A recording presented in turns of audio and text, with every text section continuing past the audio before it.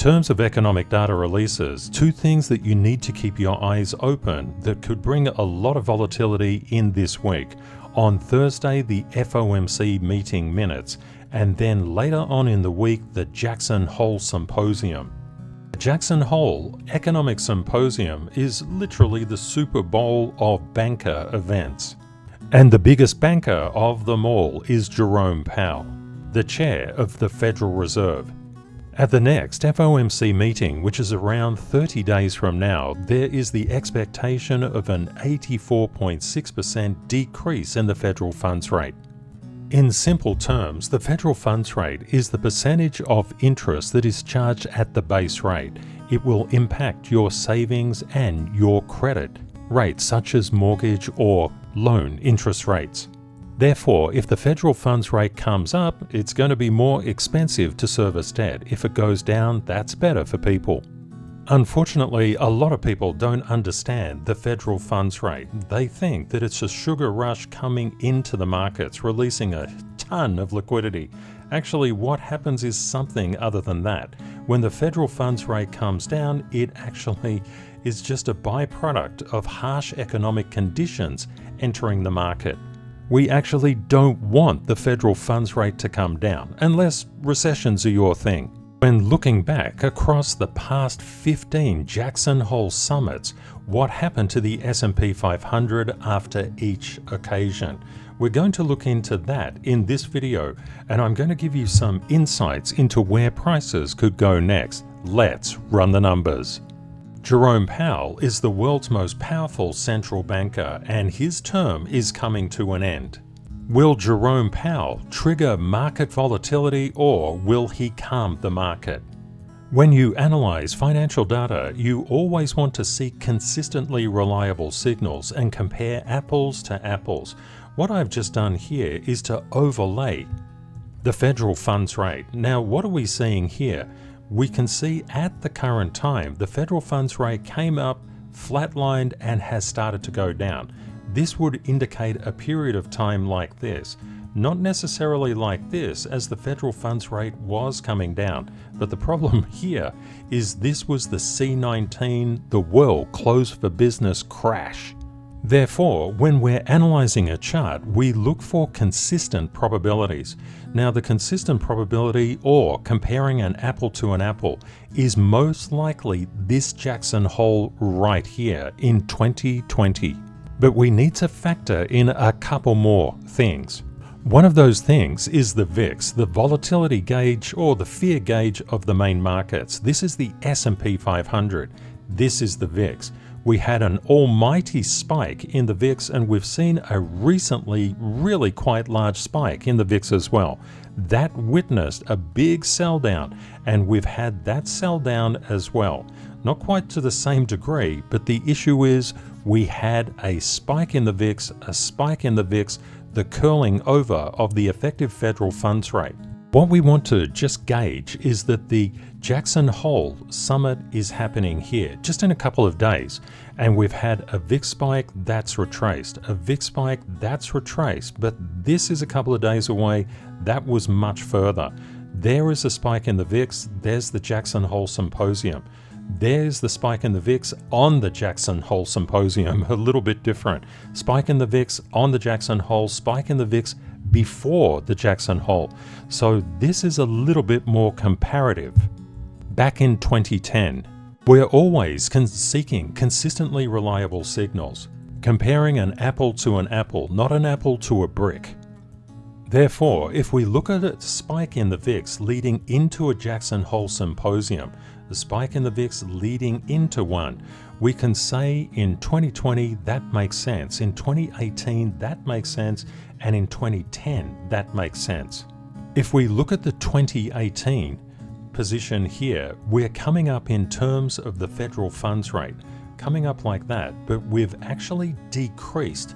So all eyes are basically pointing to this and potentially the 2010 case. Now, why do we care? Why don't we just do what everybody else does and just treat everything as an apple-to-apple comparison? Jackson Hole is not like the FOMC meeting. The FOMC meeting has minutes that come out, and they'll be coming out a little bit later this week. so the press is involved. At Jackson Hole, the press is verboten. That means that the press comes in later and all eyes and attention are on what Jerome Powell speaks. For example, if he says, "We are vigilant," that's hawkish. That means the rates will go up, not down. If he says, "We remain flexible," that's called dovish, which means that it's accommodative monetary policy, and that means that the interest rates should come down. Because there's no press conference, these Jackson Hole symposiums can create a lot of volatility inside the market. To the fact that Jerome Powell, this is the last Jackson Hole symposium he will be doing. With this in mind, Jerome Powell, is he going to go out with a bang or a whimper? What will his legacy be? Coming back to Bitcoin, we can see that Bitcoin is in the process of going up. It is in a bull run, there's no question about it. It's widely anticipated that this bull run will last until the end of the year. Now, what happens when the bull run just goes into its final fling phase? Well, it just melts up, and that's what everybody is looking for, a melt up. There's a huge difference between retail perception and institutional perception. If Jerome Powell actually decreases rates and says more rate decreases to come, in fact, that could be a little bit crazy because tariffs are creating cost-push inflation and embedding that inside the economic system. But it would be enough for retail to say, sugar rush is on, go all in and more, and let's put all of our money into the stock market and the crypto market and every other market. It could definitely be a catalyst for an upward surge inside the markets, across the markets as well.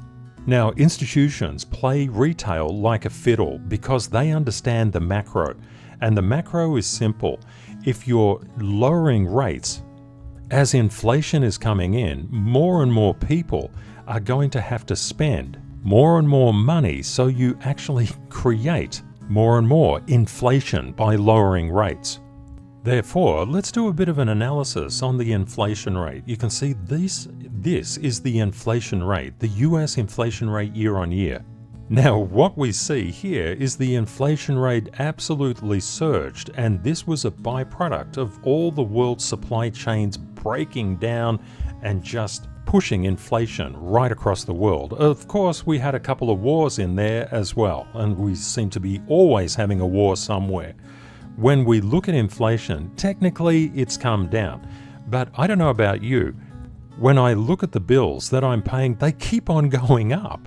Please let me know in the comments. Do you think that we're actually seeing a deflationary environment? Or does true inflation just go like this? And I thought we could do something really interesting. The price of a cup of coffee, where I am in Australia, it's about $6.50. Please let me know, in the country that you're in, what's the average cost of a cup of coffee? It is a really good way to dictate and keep a finger on the pulse of inflation. When we overlay Bitcoin, the key to understand Bitcoin works in 4-year cycles. And in terms of the 4-year cycle, Bitcoin's top is predicted towards the end of the year. The 4-year cycle is basically broken into a bull phase, a bear phase with a capitulation, followed by a recovery, then entering the bull phase and having a capitulation, and then a recovery. Now, when do you want to buy? Well, technically, with the CTKS method, it doesn't matter what price is doing. We can just ride the waves of volatility. We can make money in up, down, and flat markets because we know where the algorithms are going to step in and buy and sell. It is a huge edge. We can also look at this edge on a macro scale to understand where the resistance is and where the support is inside the market.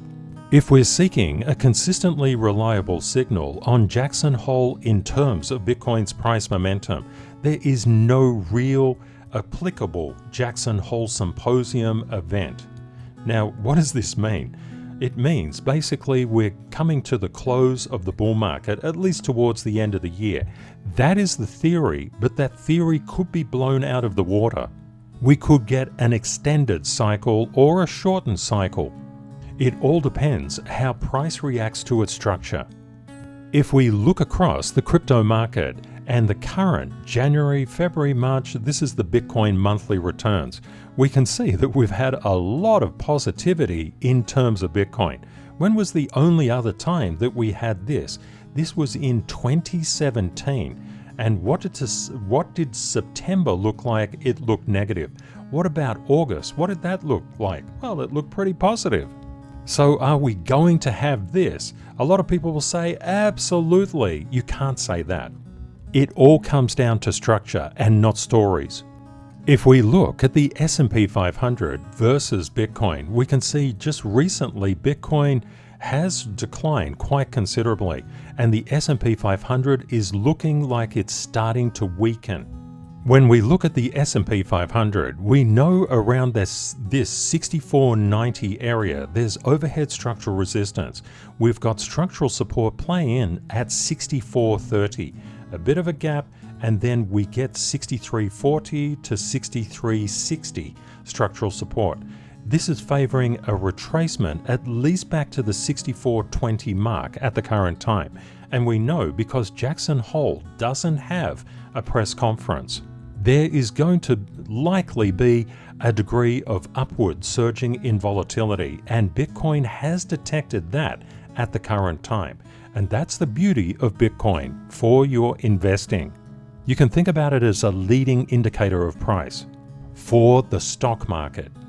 If we look into the Bitcoin longs and the Bitcoin shorts, we can see that the shorts got very confident recently, and they're still quite confident of a retracement inside Bitcoin's price. The longs are not going all in and more at the current time. We're also not currently seeing any push in US liquidity to the upside. Generally, when we see a push up, that means that more money is flowing into the economy. But not seeing a push up also means that the economy is relatively strong. You can just think about it like this. The US liquidity comes into the markets because the market is weak. How can we keep our finger on the pulse as to what could happen on an intraday basis or a daily basis? We look at the S&P 500, the Dow futures, the NASDAQ futures, and the Russell futures as well. We are very interested to see the directional correlation between the futures and Bitcoin. One thing that we can see is that the Russell gives a fairly accurate description of where Bitcoin is going, and vice versa. Therefore, the futures are confirming a short-term retracement in the markets. Do we expect a fully fledged sell down? Not particularly. If you're liking the video, please smash that like button and don't forget to subscribe. I just recently started at CTKS Method on YouTube, and I don't have any videos there, but I've got a playlist of this music. This music will boost your trading and investing profits through the roof. It's completely free, and I would urge you to have a listen. There's a huge amount of wisdom inside these songs. Even though the proof is always there, most people think that price only moves in one direction. It's either going up or it's coming down, and if it's coming down, it never goes up again. This is clearly not the case. Price is always moving in a wave. Now, where does it move in a wave between? That is the real question. The answer is CTKS structure. So if we look at total crypto market cap, which of course is a very controlling factor inside the crypto market, 3.98 trillion is the area where we have overhead structural resistance. We can see we failed at those two structural levels because the algorithms and the institutions came in and sold that down. We had initial support at that $3.95 trillion mark, and that collapsed down. We found 3.92, just providing support to the entire market. Now we've just seen price come up and over that 3.95 trillion. This is really good stuff. And what is this purple line? That's the previous all-time high of the crypto market. So we can see that we've got a lot of positivity inside crypto, but crypto is always controlled by its structure. If you know where the structure is and you know how to read it, you're ahead of 98% of other people. Therefore, what are we looking for, especially this week? We are looking for price in terms of total crypto market capitalization to bypass this $3.955 trillion mark. We need to get up and over there, and then we've got the $3.98 trillion to combat. Fortunately, we do have $3.92 trillion structural support below. So even if we come down, we have structural support. We read structural support or CTKS support and resistance to the right, which means we already know where the support and resistance levels are.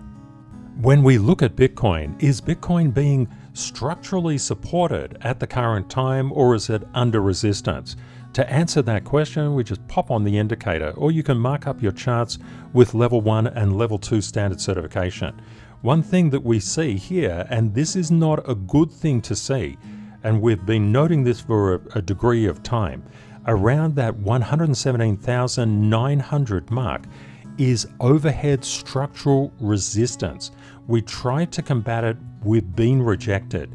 If we cannot get above that 117,900, we could see an immense amount of volatility to the downside and then conversely to the upside, all the way down to 113,800 and below, because it's likely with this negative CTKS gap that we could overshoot these lower levels. Therefore, the key, absolute key for you to keep your eye on is this 117,900 level. Of course, most people and most investors talk about DCAing or dollar cost averaging in, but if they see too much negative downside momentum, they typically sell, only to buy it back when it goes higher and then to sell when it goes lower. This is what the institutions are counting on you doing. But when you know structure, you know if the market structure is weak or strong. This is weak market structure for Bitcoin at the current time. This is not a problem, this is an advantage. There's no question at all, over time Bitcoin is going up, but going up from where? If it dropped down to 70,000, for example, you would be wanting to buy around 70. But what if it only drops to, like, for example, 113,800? Well, you would be wanting to stack around those particular levels. Structure is so super incredibly important. Therefore, with the Jackson Hole Summit coming up, we know the structural levels that we need to keep our eye on. We also know that Jackson Hole, because it's not reported internally, well, at least to the press, and the FOMC meeting minutes coming out in a couple of days, we can tell that there is likely to be upside and downside volatility. These CTKS gaps, both negative and positive, tend to fill each other in both directions. We've seen it time and time again. Therefore, Jackson Hole, expect volatility. When inside the markets, all traders and investors go through 4 stages from Zone 1, Zone 2, Zone 3, Zone 4 in their journey from losing money to making money to keeping money. The issue is, inside Zone 1 and Zone 2, people panic and they blame. They get very, very angry. You can always identify somebody inside Zone 1 and yourself inside Zone 1 if you're governed by anger. Instead, we want to be governed by rules, and this is just a rite of passage. People panic when they start because they're told they can't lose, and then they find out what they were told was absolute BS. They can lose and they can lose it all, so they get angry. This is fair. But until they learn the rules of the market and also a degree of patience, when they start to focus on their downside risk, here we just focus on upside gain, here we focus on downside risk. We stop thinking in terms of only up and only down because price is always moving in a wave. Why would we think about only up and only down? That is so retail, we don't do that here. But you will find, even if you make money, you've got to keep it. So many people have been part of bull runs. They've made a huge amount of wealth and given it all back and more at the end. There is no point at all in doing that. Therefore, we need to re-engineer our minds to not only keep money, but keep our sanity as well. That's why we always focus on a positive excellence life trend. You will get pullbacks in this world. They are natural and they're normal. It's not something to avoid, it just happens. But your purpose and destiny is to spread kindness, empathy, and care. A lot of people inside Zone 1 would look at this and say, "What the hell are you talking about, Ken? That's madness." Inside Zone 1 and Zone 2, which is the scarcity zone, yes, it's madness, because your brain just simply can't think like that. No brain can. We're all born in the scarcity mindset. But moving to Zone 3 and Zone 4, we understand it's our contribution, our sharing, our love, our care for other people that's the key. So many people just give their whole life to making a huge amount of money, they make it, then they're miserable. You want to be happy. How do we keep our happiness up? No matter what the markets are doing, if they're going up or they're going down, there are always opportunities inside the market. Why? Because the markets are moving in a wave. We can take advantage of those wave-based structures in a downtrend and also in an uptrend. What we do as a community, we focus on positive excellence. We believe in integrity, loyalty, and decency. These things require Zone 3 and Zone 4 thinking. Zone 1 and Zone 2 don't have this thinking at all. They have other thinkings, which are called negative excellence thinkings. And if you get into negative excellence thinking, what it just basically means you're stuck in scarcity. It doesn't mean you're a bad person, it just means you're normal.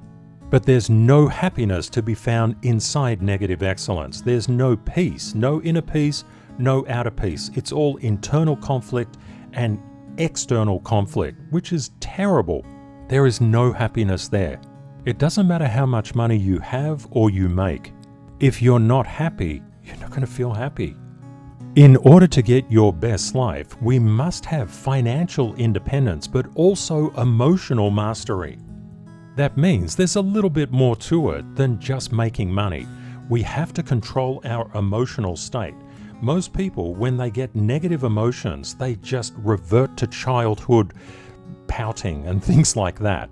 We don't want to do that. This is mainly due to insecurity and feeling powerless and being victimized by the world. And it's just simply not the case. We are victimized by our own minds. If you're feeling emotionally under the weather and you're not feeling happy at the current time, and it doesn't matter about your financial situation, you can be happy with a little, you can be unhappy with an extreme amount. In fact, some of the most unhappy people have the most amount of money. Therefore, what governs happiness? It is primarily gratitude. If you can find things in your life that you are grateful for, even if they're not too many, there could just be a handful of things. Just focus on that and you'll find your happiness start to turn around. The biggest key that any of us have is getting outside of Zone 1 and Zone 2 into Zone 3, but preferably being inside Zone 4. Inside Zone 4, that's where all the meaning is. That's where you have a life that you love, not a life that you tolerate. We have an amazing community, amazing global family. If you're new to the channel, please hit that subscribe button and stay in contact with us. And just reach out and say hi in the comments. And if you've made it into Zone 4, please share with other people how you got there and, more importantly, how you stay there. And remember, anger is always Zone 1 and Zone 2. I'm really looking forward to your comments. Have a great day or night ahead, my friends, and expect volatility incoming because of Jackson Hole. Kate and I look forward to catching up with you again in the next video. Bye for now.